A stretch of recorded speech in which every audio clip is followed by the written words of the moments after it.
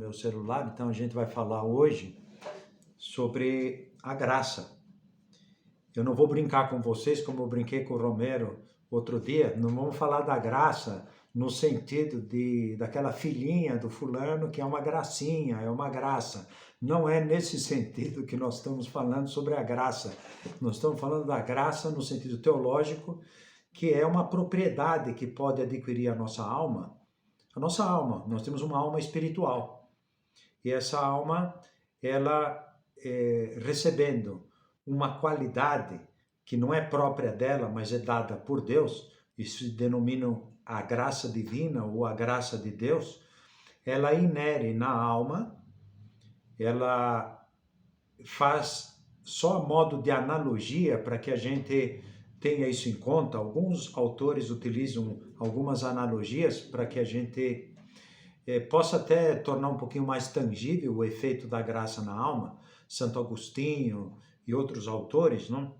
Padres da igreja, utilizam aquela imagem de um metal ou de um pedaço de ferro que se leva dentro da forja e nós vamos aquecendo aquele metal e sendo, por exemplo, no caso do aço, do ferro, não?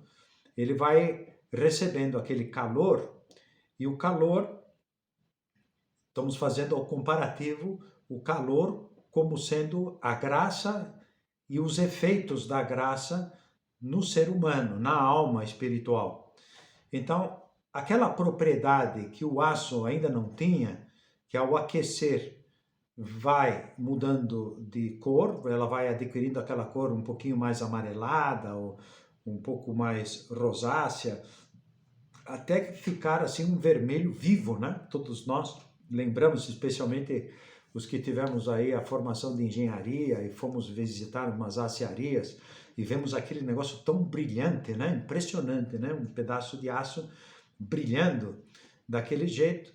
Então podemos fazer um comparativo que um pedaço de aço adquire, ou de ferro, adquire antes de derreter ou se liquefazer, adquire essa propriedade de dutilidade e emite luz, uma luminosidade muito intensa, que não era própria dele, mas foi por causa do calor, ou da temperatura, ou do maçarico, ou do sistema lá de aquecimento, adquiriu essa propriedade, essa qualidade da cor. Então nós podemos fazer o comparativo que a graça, a origem da graça, ela é criada por Deus. É Deus que nos envia a graça, que foi obtida pelo sacrifício de Jesus Cristo, na paixão e morte e ressurreição de nosso Senhor Jesus Cristo. Nós inauguramos, a partir daquele momento, uma era em que podemos, todos nós, participar de uma forma mais profunda, mais efetiva, através do sacramento do batismo, a participação da graça divina na nossa alma.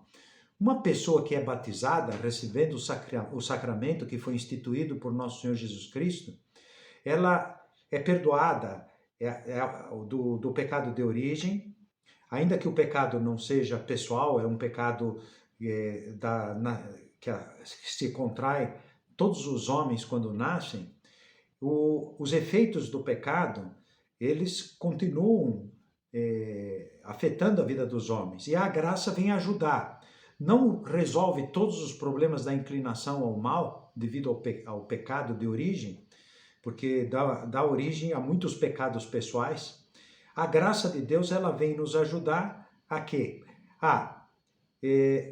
Tem o efeito de curar a nossa natureza, nos limpa do pecado original, cura as feridas do pecado de origem na alma, ainda que não elimina a inclinação ao mal. Todo ser humano está, e nós vemos isso numa criança já desde muito pequena, uma inclinação, ainda vamos vendo, né, uma inclinação ao egoísmo, à busca de si próprio, há uma tendência a isso, né?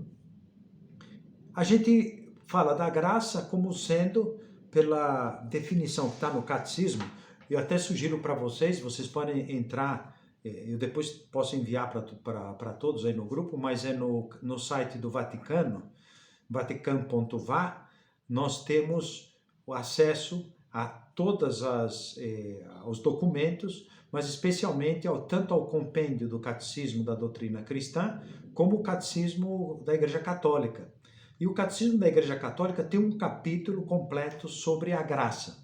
E diz algo assim da definição da graça. Eu pediria para vocês um pouquinho de atenção, para a gente não perder as palavras, porque às vezes nessa formulação que a Igreja nos propõe, ajuda até melhorar o nosso entendimento, não? Refletir sobre os conceitos que são abordados. Diz assim, a graça, portanto, estamos falando desse algo criado que nós não sabemos exatamente a natureza, mas conhecemos o efeito da graça. Ela é de caráter espiritual, é uma participação da vida divina em nós.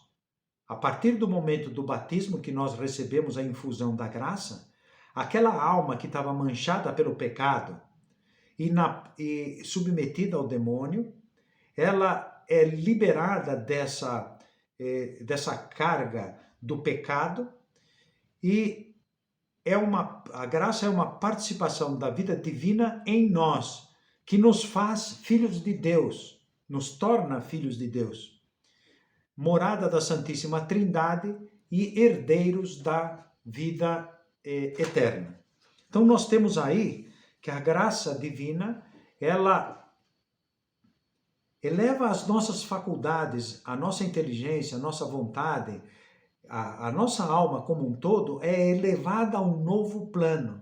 Se antes do batismo havia uma natureza humana chagada, marcada pelo pecado, inclinada ao mal e tendo contraído o pecado de origem, a partir desse momento do batismo, liberada do pecado original, curada as suas manchas de pecado, ainda que não esteja totalmente liberta da inclinação ao mal, inclinação ao pecado, a graça, ela eleva a nossa natureza, e aqui eu gostaria que vocês gravassem a ideia, a um plano, a uma ordem, que nós chamamos de sobrenatural, no sentido, não é que é uma coisa estranha, sobrenatural, no sentido assim, de que uma coisa estapafúrdia, é algo que está sobre a natureza, eleva a nossa natureza humana a um plano divino. Nós somos divinizados, participamos especialmente da natureza divina. E não simplesmente somos adotados como filhos, mas seguimos aquilo que São Paulo nos fala numa das cartas, que participamos intimamente da natureza divina. Somos elevados e adquirimos uma participação especialíssima na natureza divina. É como se nós tivéssemos uma natureza divinizada e com a capacidade de estabelecer uma intimidade personalíssima com Deus, personalíssima com a Santíssima Trindade. Porque, de fato, com a graça, a Santíssima Trindade habita, ou então, usando o termo teológico, inabita na alma em graça. Que significa isso? O Pai, o Filho e o Espírito Santo, a Santíssima Trindade, de uma forma misteriosa, porque Cristo é quem revela essa participação real do Pai, do Filho e do Espírito Santo na nossa alma em graça. Então vejam a importância do batismo, que nos eleva à condição de filhos de Deus. E também São Paulo diz que não simplesmente somos chamados, denominados filhos de Deus, com uma adoção, uma filiação adotiva, que dá simplesmente efeitos jurídicos de adoção, mas participamos da intimidade divina. Isto é, temos uma relação íntima com a Santíssima Trindade que habita na nossa alma em graça. Qualquer dúvida, a gente pode depois conversar logo a seguir, e é importante o conhecimento da doutrina católica, porque nós estamos dentro do maior dos mistérios revelados por Cristo, e o mistério não é uma irracionalidade, é algo que escapa à nossa capacidade de compreensão, porque nós temos um Deus em 3 pessoas distintas, e uma mesma natureza divina. Um só Deus, uma só essência, em 3 pessoas, o Pai, o Filho e o Espírito Santo. Não vamos entrar no dogma da Santíssima Trindade ou na revelação e depois na difusão e promulgação como dogma, porque a igreja viu como sendo das verdades fundamentais e necessárias para o entendimento e a saúde espiritual de todos aqueles que se fazem cristãos católicos. Então, adquirimos vida espiritual, vida sobrenatural, a vida da graça na alma, porém, há algumas nuances dessa posse, desse estado de graça. Então nós vamos falar agora do estado de graça, não, se no início eu falei que nós vamos falar da graça como a gracinha, que a menina que é uma graça, nós estamos falando toda uma qualidade que inere na alma, a eleva à condição de filhos de Deus e adquire uma propriedade de intimidade, nós ficamos familiares a Deus, participamos da família divina, do Pai, do Filho e do Espírito Santo. E agora nós vamos falar do estado de graça, não como aquele jogador de futebol que dizem que lá pelas tantas o fulano estava em estado de graça quando marcou aquele gol que foi uma coisa assim inefável, né? Que ultrapassa, vamos dizer, parece que aquela pessoa fez um milagre, praticamente, naquele chute, naquela bola, naquele ângulo, etc. O estado de graça nada mais é que uma posse, atenção então, é uma posse habitual da graça que inere na nossa alma e nos torna filhos de Deus. Quando é que se pode perder essa condição que nós adquirimos no batismo e podemos destruir a vida da graça na alma? Ela se destrói, acaba com um afastamento abrupto de Deus que se dá por uma ruptura quase que ontológica. É uma ruptura através do pecado mortal. E o pecado mortal, é bom que depois a gente recorde, não é o momento agora de ficar detalhando, porque seria mais outros 10, 15 minutos para explicar isso.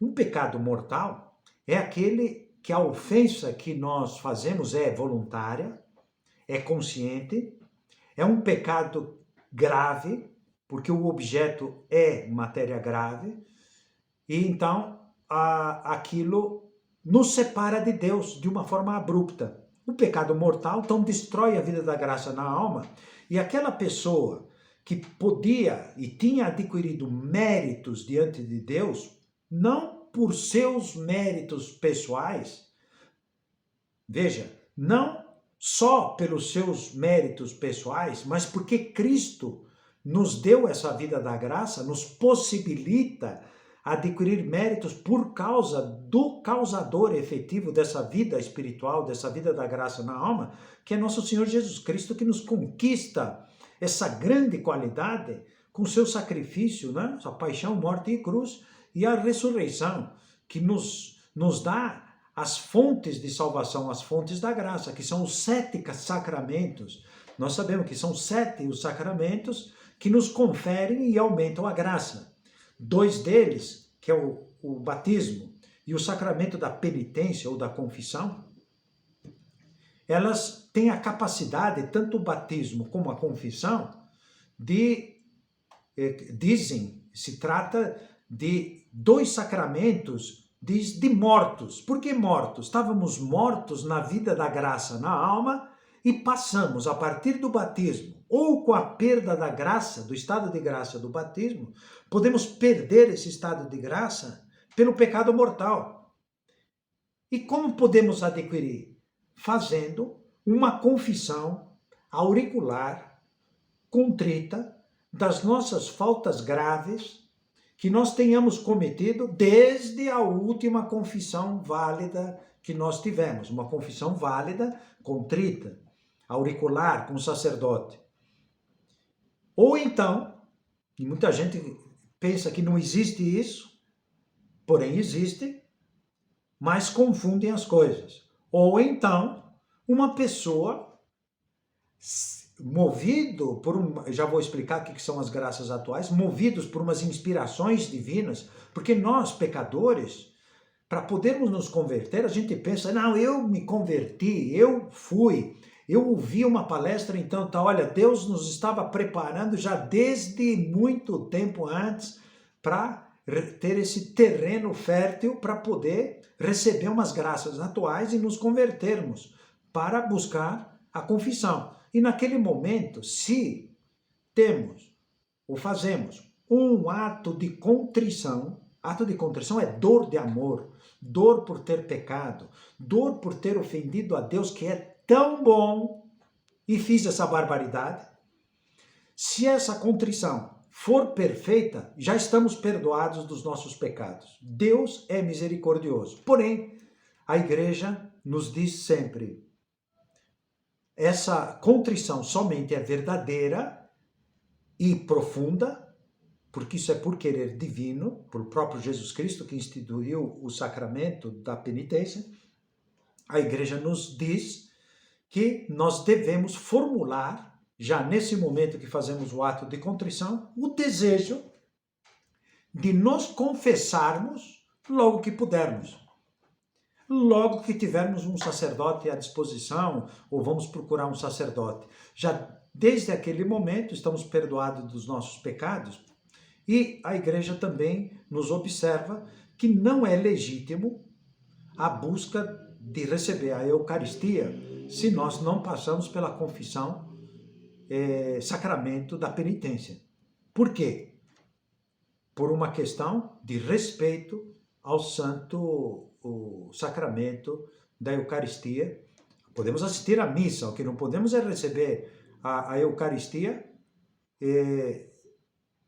por uma orientação da própria igreja que pode formular leis para proteger a dignidade do sacramento, porque senão aí a pessoa nunca sabe se teve uma contrição plena, né, contrita, verdadeira, então pode estar sempre aí ainda faltando uma confissão para estar perdoado dos pecados e adquirir esse estado de graça. Veja a importância de nós cuidarmos do bem da nossa alma. Nós não podemos ser, desculpa o exemplo, mal cheiroso talvez, como aquela história que eu vi, um senhor, de repente, se encontrou com aconteceu na Argentina com essas variações lá, e uma pessoa perdeu a sua fortuna por N problemas que teve, mas se vestia muito bem e passou a mendigar. E enquanto estava de terno e com, enfim, no frio, com uma casaca tal, parecia uma pessoa muito, enfim, elegante, nobre, tudo isso. E no primeiro dia estava inteiro, e a mendicância, o que vai? No primeiro dia, tudo bem, no segundo dia já dormiu no chão, no terceiro dia já estava um pouco mais sujo, aí já se acostuma com o cheiro, e foi passando o tempo e vai se acostumando, ou foi se acostumando com o mau cheiro. Com a alma e os pecados que possamos cometer, acontece a mesma coisa. Uma pessoa começa com os pecados mais leves ou os pecados veniais, mas são pecados que vão ferindo a alma, vão desfigurando a alma, não rompem totalmente a nossa união com Deus. Porém, chega o pecado mortal e enfeia a alma. Se uma alma visse o estado da sua alma num espelho espiritual diante de Deus, as marcas que produz o pecado grave dentro da sua alma, teria horror de estar nessa situação, como já aconteceu a tantos santos na vida da igreja, que Jesus Cristo, para dar a essas pessoas a oportunidade de dar um testemunho para todos nós, como Santa Teresa d'Ávila, por exemplo, teve um olhar do desastre que é, do horror que é uma pessoa desfigurada, leprosa, não? Uma doença que macula a própria alma. Então nós temos que abominar essa situação, não porque sejamos fortes, nós precisamos da graça de Deus para nos afastar dessa situação. O pecado é a pior das catástrofes na vida humana.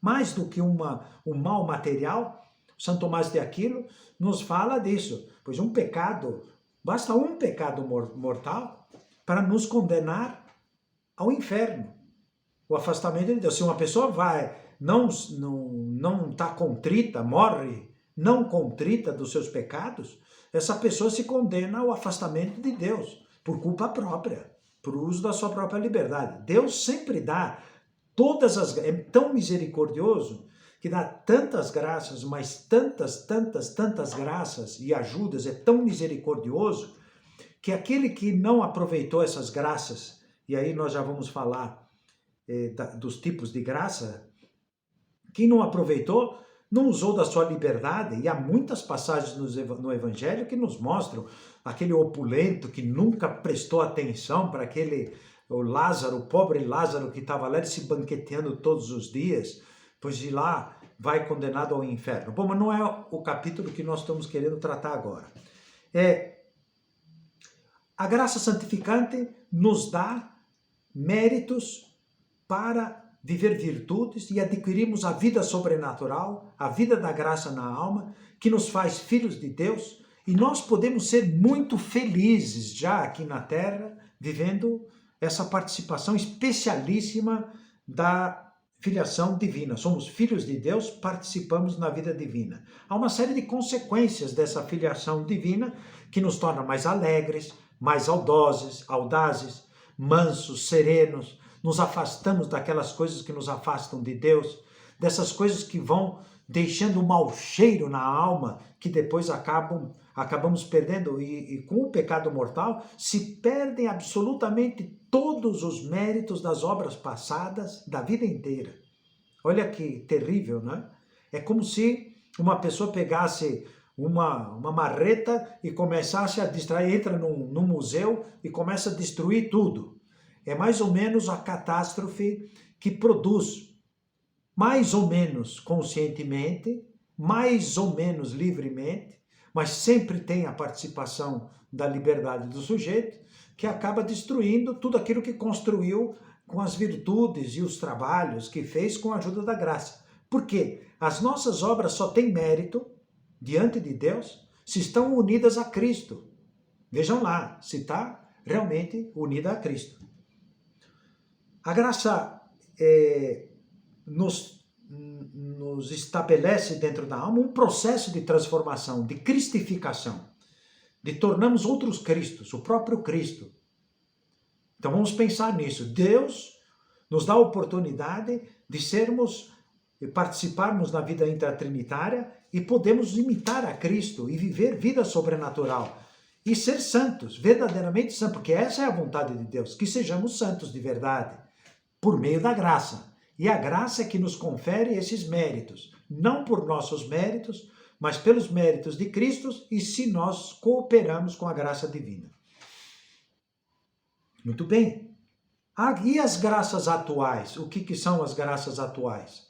São graças momentâneas que Deus confere a nós e podemos receber tanto em estado de graça, como também na condição de pecadores, mesmo com um afastamento grave de Deus, quando perdemos o estado de graça. São graças momentâneas que nós podemos definir da seguinte maneira. O que são as graças atuais? São luzes na inteligência, iluminações, inspirações na inteligência, emoções na vontade.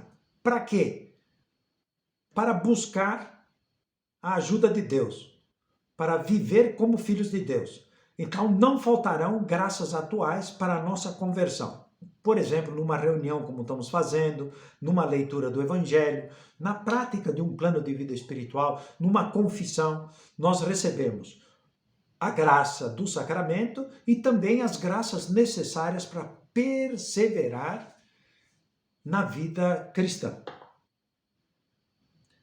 Agora, é necessário buscar a graça de Deus.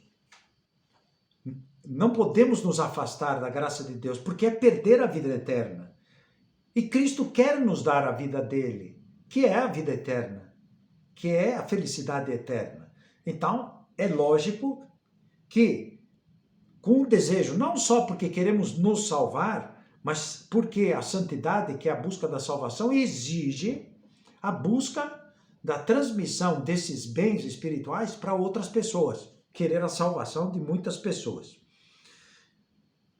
Essa necessidade da graça é porque fortalece a nossa alma, nos torna participantes da intimidade divina, adquirimos as virtudes teologais, a fé, a esperança e caridade, podemos crescer nelas, nas virtudes cardeais, na prudência, justiça, fortaleza, temperança, e assim vamos nos identificando com Cristo. Seguimos aquele caminho. Procurar a Cristo, buscar a Cristo, encontrá-lo e amá-lo. Estamos pelo menos botando esse esforço para procurar a Cristo? E quase que chegando a encontrá-lo na leitura do Evangelho? Por que não na leitura dos Santos Evangelhos? E por que não todos os dias num tempo de oração mental? E por que não com uma confissão frequente que evite que nós vamos nos afastando de Deus? A graça sozinha, ainda que seja a que dá a possibilidade de termos essa vida sobrenatural, exige a cooperação da nossa parte. Temos que cooperar. Deus faz a parte dele nos dando a graça, mas quer que nós cooperemos com a graça divina. Como? Através da nossa liberdade. Nós temos a liberdade de pecar. O livre-arbítrio está à nossa mão. A gente sabe que o fato de escolher o pecado pode ser sinal de que há liberdade na nossa vontade, mas não é nunca, nem de longe, verdadeira liberdade. A verdadeira liberdade é escolher o bem, escolher a virtude, escolher a caridade, a bondade. Porque a escolha do pecado é como na tragédia do viciado, na tragédia do adicto, na tragédia do alcoólatra. A pessoa vai se escravizando, vai perdendo cada vez mais a sua liberdade. E aquilo que parecia um livre-arbítrio e que se confunde com a liberdade, a minha capacidade de escolher o mal como referência para o uso da liberdade, esse uso da liberdade, que é libertinagem, leva à maior escravidão e torna a pessoa inútil para o reino de Deus, inútil para as virtudes, limitada, escravizada pelas suas próprias paixões. Não tem jeito, ou a pessoa, olha, de um jeito ou de outro nós temos que servir a alguém. Ou servimos a Deus, ou estamos a serviço das nossas paixões. Não tem jeito. Quando diz assim, mas eu sou livre para fazer as coisas, aquela pessoa não faz nada, é comodista, egoísta, tá, enfim.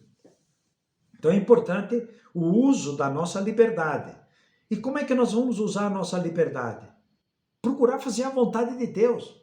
Quem é que ama a Deus? Aquele que cumpre a vontade do Pai. Aquele que cumpre os meus preceitos, diz Cristo. E os mandamentos são 10. As virtudes teologais são os 3, fé, esperança e caridade. Procurar estudá-las, fazer um exame de consciência e viver muito bem essa ideia de estar em estado de graça. Buscar a graça divina que nos confere esse estado interior de alegria, de felicidade, de união com Cristo. Nos dá essa alegria interior. E as graças que Deus comunica são também graças atuais. Hoje, Deus está nos comunicando inspirações, luzes, moções na nossa vontade. E por que não?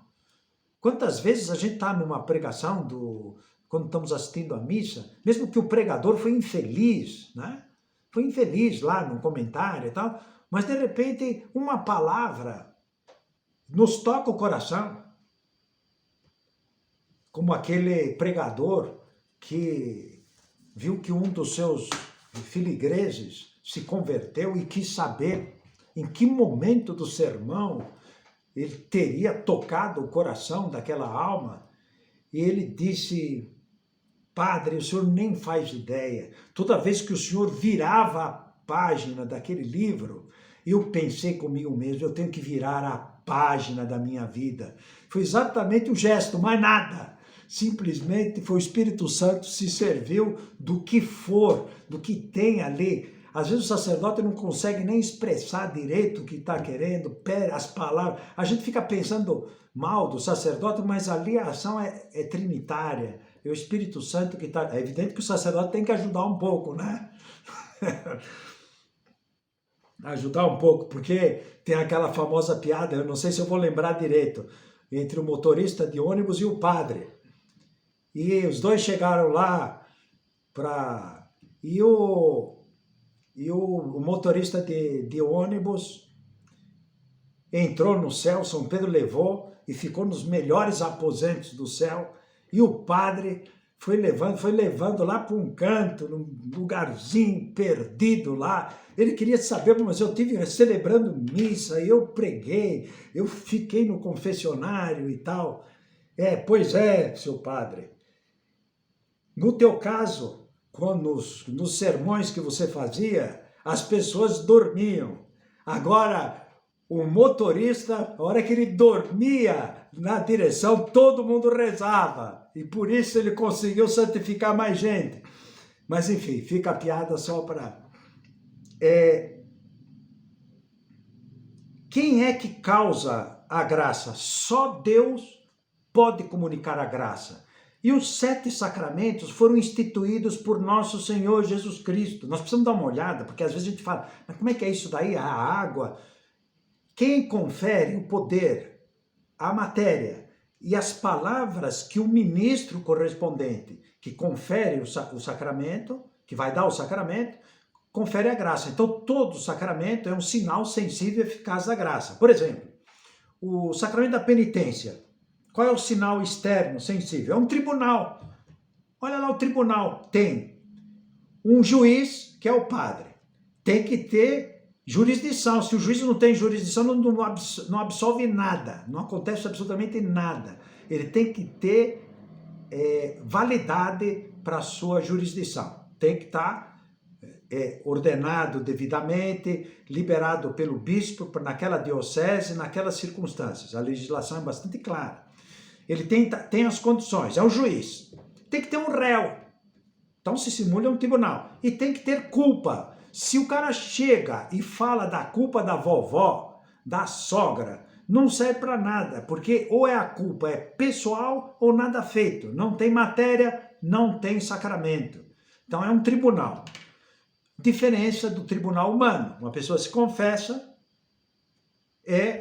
confessar, o réu confesso, é penalizado. Aqui, no caso do tribunal divino, da confissão, o sacerdote empresta as palavras, os gestos a Cristo. Ali, nós temos que ter essa fé. Não é aquele padre Zezinho. É Jesus Cristo, se ele está fazendo o que a igreja quer fazer, é Jesus Cristo que está perdoando. Eu te absolvo, diz assim, eu te absolvo, é Jesus Cristo falando.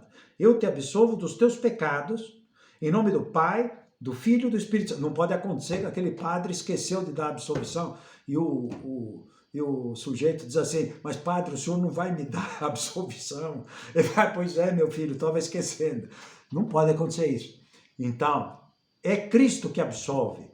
E eu não vou detalhar o sacramento da penitência agora, porque já está chegando, segundo as minhas contas, já passou uns 3 minutinhos aqui da nossa. Só vamos falar agora da perda da graça. Meu Deus, não perca a graça divina.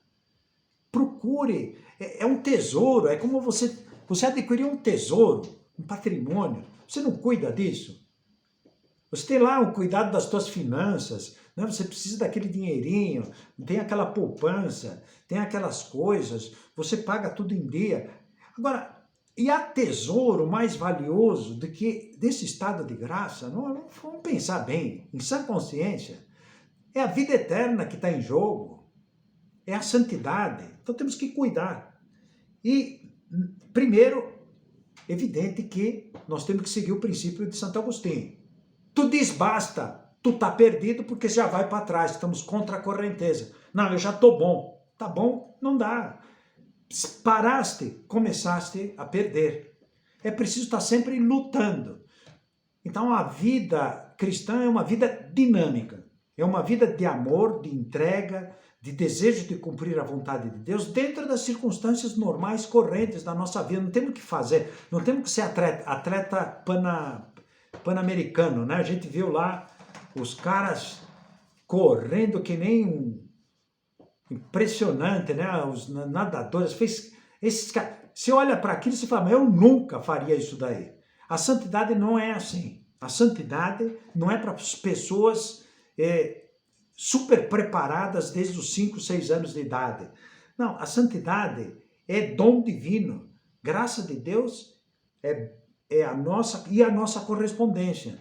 E não se trata de fazer coisas exuberantes ou fantásticas. Nós temos que nos santificar cumprindo os pequenos deveres da nossa condição de vida familiar, de vida de trabalho e assim por diante.